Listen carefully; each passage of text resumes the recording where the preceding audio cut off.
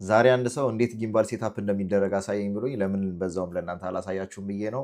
ሴታፕ የምናደርገው DJI RS ሚኒ ነው። መጀመሪያ የምናደርገው እንግዲህ ካሜራችንን ሴታፕ ማድረግ ነው። ከጊምባሉ ጋር የሚመጣ ፕሌት አለ። እሱን ከካሜራችን ጋር ካያያዝን በኋላ እዚህ ጋር የምታዩት እዚች ጋር ኩዊክ ሪሊዝ አለች።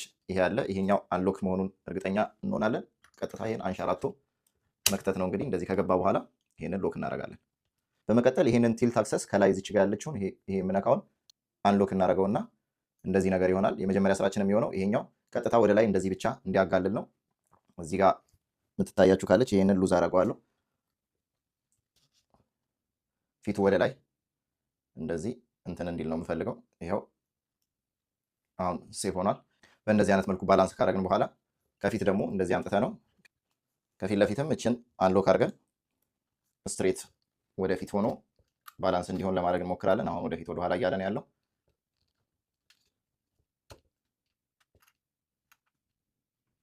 በእንደዚህ አይነት መልኩ ባላንስ ካደረግን በኋላ እዚህ ከላይ ያለችውን ሎክ እናረጋታለን። ቲልት አክሰሳችንን ባላንስ አድርገናል ማለት ነው። ይሄንን እንዘጋዋለን። ከዛ በመቀጠል እዚህ ጋር ያለውን ባላንስ እናረጋለን። መጀመሪያ እዚህ ጋር ከታች አንሎክ እናረጋታለን። እችን ስናረገው ይሄው በአንድ ሳይድ ነው የሚሄደው። ባላንስ ለማድረግ እዚህ ከላይ ያለውን አንሎክ እናረገዋለን። ትንሽ አሁን ወደዛ ስለሆነ እየሄደ ያለው ትንሽ ወደዚህ ያመጣዋለሁ። አሁንም ጥሩ አይደለም።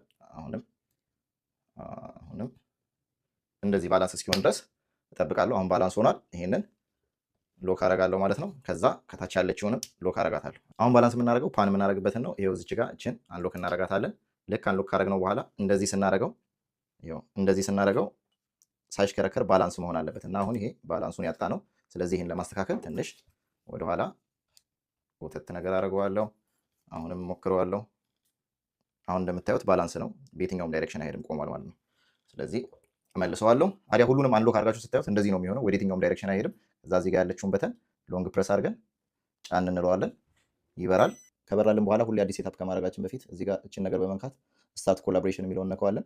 ራሱ በደንብ አውቶቲዩን ያደርግልናል ማለት ነው። ታዲያ ሲጨርስ በትክክል ባላንስ አድርገናል አላደረግንም የሚለውን ነገር ይህንን አረንጓዴ ካያችሁ በትክክል አድርጋችኋል ማለት ነው። እንደዚህ በቀላሉ ጊምብላችሁን ሴታፕ ማድረግ ትችላላችሁ ማለት ነው።